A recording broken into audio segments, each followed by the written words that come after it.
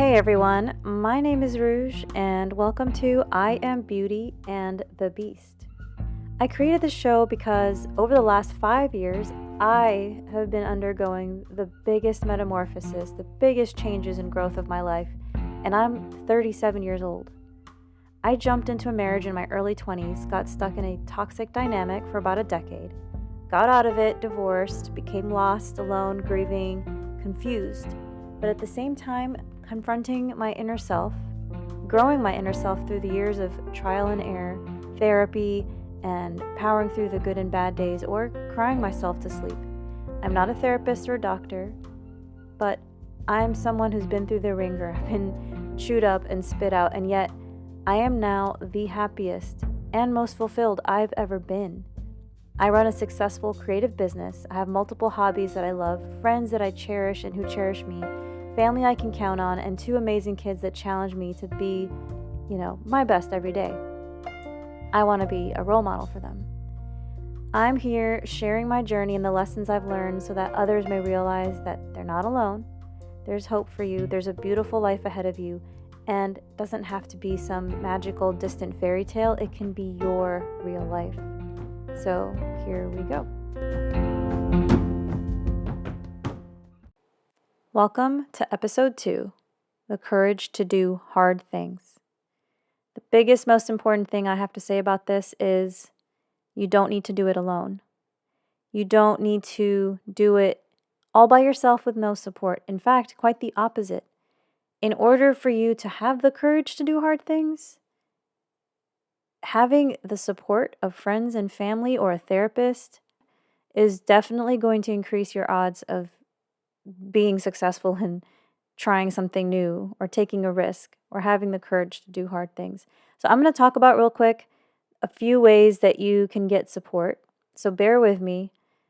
You may already have some of these going on right now, or you may not, but I'm going to mention some authors and some Instagram accounts that I really love so that maybe you can check them out and see if they might be something that help you or support you in your journey. I'm going to begin first by talking about therapy because it's one of those things that may have possibly been one of the biggest factors for me going through as much change as I have. I maybe would have been able to make a lot of improvements on my own without therapy, but it would have taken me significantly longer. So there is some stigma about therapy. People don't want to go to a therapist, whether it's couples therapy, individual counseling, or therapy. So I always encourage anyone I know that's going through a difficult time or a difficult period to seek therapy. And that's because the person who is supposed to be helping you, your therapist, is a professional. That's what they've studied in school. That's what they've learned. So your friends can give you great advice, your family can give you great advice, even strangers can give you great advice, but they can also give you really bad advice, and they can also be biased. So I highly recommend going to a professional. Now, I know I've heard a lot of people say, like even men that I've known in the past that say, oh, I've tried therapy, I've had a bad experience, the therapist sucks. I never make any progress, all I do is sit there and listen. Well, how many therapists have you sincerely tried? Like, for example, if you go to an ice cream shop, right, you get to try different flavors. Do you always get the first flavor you try or the second flavor you try? And if you could try 10, would you try 10? I would. I would try 10 different ice cream flavors, and then I'd make my final decision based on the one I like the most. Therapy is very similar to that. You can talk to different people before making a decision. And it's an uncomfortable topic for a lot of people, but there's nothing wrong. Actually, it takes courage to seek therapy. It takes courage to say, hey, you know what? I want a better life for myself, and I'm tired of repeating old patterns. Let me get some professional help. I don't know how to change the oil in my car. I need help for that. I can try doing it on my own, probably by watching a YouTube video. It will take me forever. I don't have the right tools, and I'll struggle. But if I take it to a professional, it'll be done within 30 minutes. Hopefully done well. So don't write off therapy. Celebrities are trying to normalize therapy and seeking help. I went to an Imagine Dragons concert where the lead singer, Dan Reynolds, he was advocating therapy. He was talking about his own struggles and how much he has benefited from therapy and how much you matter and how much it's worth it. So listen to Dan Reynolds if you don't want to listen to me. You know Dan Reynolds? Do you know Imagine Dragons? If not, you need to check him out. Anyways. Of course, as I mentioned, you could talk to a trusted friend or family member. So sometimes, therapists, you see them once a week and you go through a situation where you really need to talk to someone. And it is a wonderful blessing to have a friend or a family member that you trust that you can reach out to in a time of emotional crisis. Of course, if there's a real emergency, you always call 911, right? But if somebody just broke up with you and you're just spinning and you're just so heartbroken, you can reach out to someone. Or if you just lost your job, or you got in trouble, you got written up or something. So it's great to have a friend or family member to reach out to when you're going through something difficult. For example, for me, even if I can't reach out to my therapist, I have my brother or my best friend from high school. And the thing with my brother and I, we weren't very close growing up. We bickered a lot, we had a lot of arguments, and we were kind of distant. But now he's like a best friend to me. Now we're both in our 30s, and it didn't happen overnight. It's been growing over years of opening up to each other little by little, sharing our experiences as kids, things that our parents may have done, or good memories, bad memories.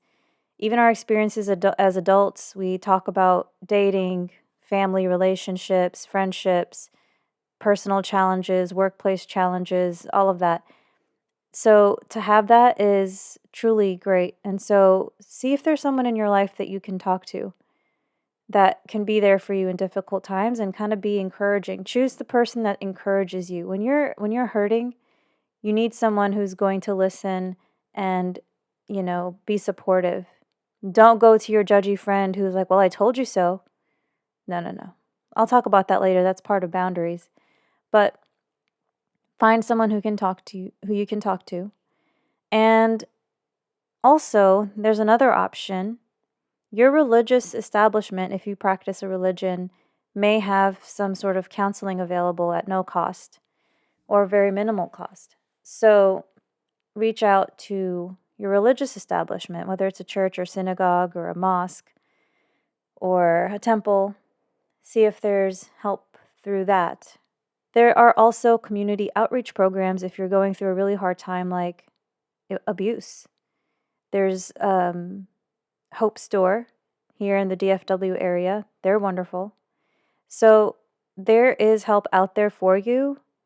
And the harder it is right now, or the harder the challenges that you are going through, the more important it is that you have support for it. Okay? You can also, something that I love is self-help books and social media. I've been into self-help books for a very long time. So moving on from therapy and, emotional support through people. Self-help books and even social media. You can follow some really great minds when it comes to self-awareness, self-love, relationships, and all of that. Some of my favorites I'm going to share with you. Young Pueblo. Man, this guy is full of wisdom and he's so young. Young. Check out his social media. For example, he has an Instagram page where he shares tidbits of wisdom, little excerpts from his book. And I actually have one of his books, Connection and Clarity, and he has another one coming out soon. And books like that, they're like higher level mindset books. But if you're still kind of struggling, where you have a lot of anxiety in relationships, where you're constantly wondering if the other person likes you or doesn't like you, if you have a lot of anxious attachment, there's a great account, Anxious Heart Guide. She's great. She's somebody who has had to struggle with anxious attachment. So following social media accounts of reputable people that are supportive and guide you, those can be very, very helpful, and they're free because they're sharing their wisdom out there. They may want you to join a coaching program, for example, but you don't have to. You can still get what wisdom they're offering at no cost. Another one I love is Brian Reeves. He's a former Air Force officer and the author of Choose Her Every Day or Leave Her. I love that book. I haven't finished it. I'm a little bit more than halfway through, and it's supposed to be for men, but I found it very helpful as a woman to read it and see, yes, these are the qualities I want in a man. There's also a guy in Chicago by the name of Case Kinney. I love his workbook called Single is My Superpower, life-changing. Also another life-changing author, Glennon Doyle, her book Untamed. It's freaking incredible. You have to read it, ladies. You have to read it. It will change your outlook and your perspective on yourself and life and the world. It's just that amazing. And I found it through a friend. She shared it with me. She's like, you have to read this book. It's great. And I'm like, oh, okay, sure.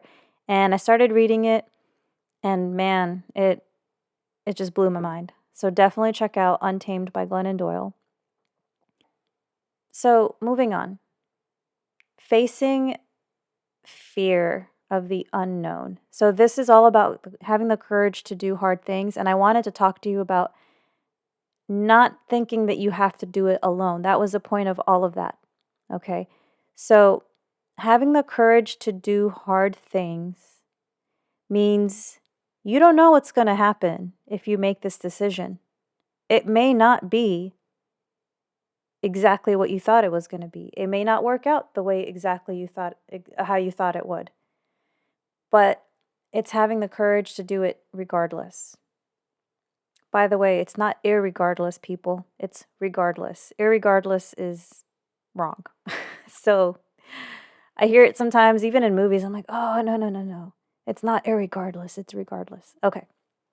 So, I had to make a very difficult decision a few years back. And it was, I had two choices. I could stay in the marriage in which I was for the last 9 years, or I could get a divorce, and had no idea what was going to be on the other side. I'm not going to get too much into details about why. That's a story for another day. But I just knew that I couldn't stay in that environment and that dynamic without losing my mind. So something had to change.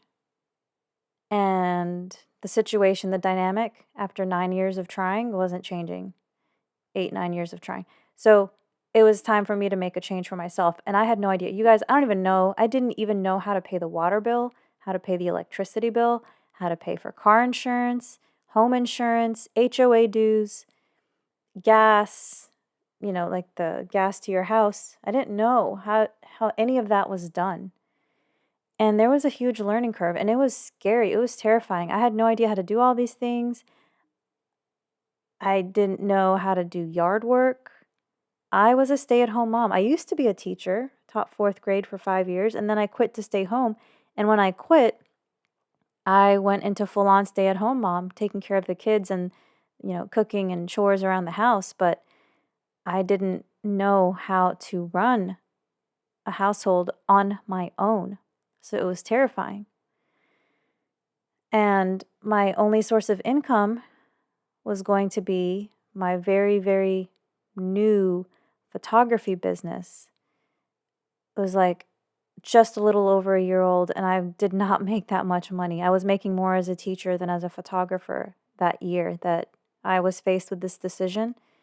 But I just knew that I would rather be homeless than continue the way that things were going and how miserable I was. So yeah, I get it. The fear of the unknown, not knowing what's on the other side, taking that risk. Sometimes it's so scary that we choose to stay where we are, even though we're absolutely miserable. It's familiar. It's the devil you know. What if I never find someone again? What if I'm going to be alone forever? No one's going to want me. I have all of this baggage. I have all of these issues. No one's going to want to date me, let alone marry me. Oh my gosh, I'm a burden to society. I'm a burden to others. And I think I'm just going to stay in this situation. Doesn't have to be a relationship situation. It could be a work situation where you are absolutely miserable. You're being abused. Your time is being taken for granted. They're overworking you long hours, no raise in sight. Or if they give you a raise, it's almost like a slap in the face because it doesn't even come close to compensating you for all of your energy and effort and heart that you've been putting into your work. What do? You stay? Stay in that job because it's secure. You know you have a job at least, right? It's safer than the unknown. What happens if you quit? You'll never find a job again. What if you don't make as much money? What if this new company is worse? It's scary. But I can promise you this. Your situation will not change if you just passively hope and pray that it changes. You can hope and pray too. It's good to be optimistic. But don't expect anything in your life to change without taking some difficult steps. And that is why I suggested therapy or self-help books or talking to friends and family that are supportive or reaching out to a religious establishment or a clergyman or a community outreach program. Because it's hard to do it on your own. It's a lot easier when you have some support, when people are encouraging you. It's even easier if you have the support of people that you know that should shit hit the fan, you're not going to be homeless. So, for example, I knew that if I got divorced and I had nowhere to go, I would still have my parents. I know not everybody has that, but there are options out there. There are resources. So you just have to take that leap of faith when you're ready. But you may never be ready. You may always have 100 excuses for why you can't do something. Just know that as long as you're afraid to take that chance, your situation will not change. And no one can make you do anything.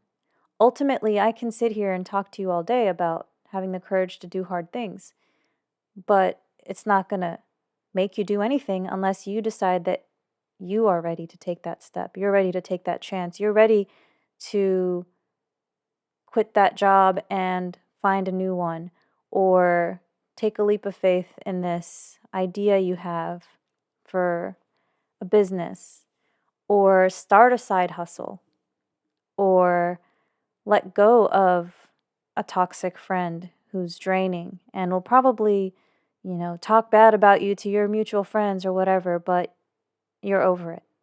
Only you can decide when you're over it, and only you can decide when you're ready for that next step. But remember, you are not alone. You do have the courage. You just have to dig deep. And know that there is no guarantee that it'll work out. But you have to face that fork in the road. You can continue on the path you've been and expect the same results, or you can take a chance and see what happens. I hope you have the courage to do hard things, and I hope you know that you're not alone. Remember, inside of you, you have beauty and the beast. So you got this. I'll see you next time.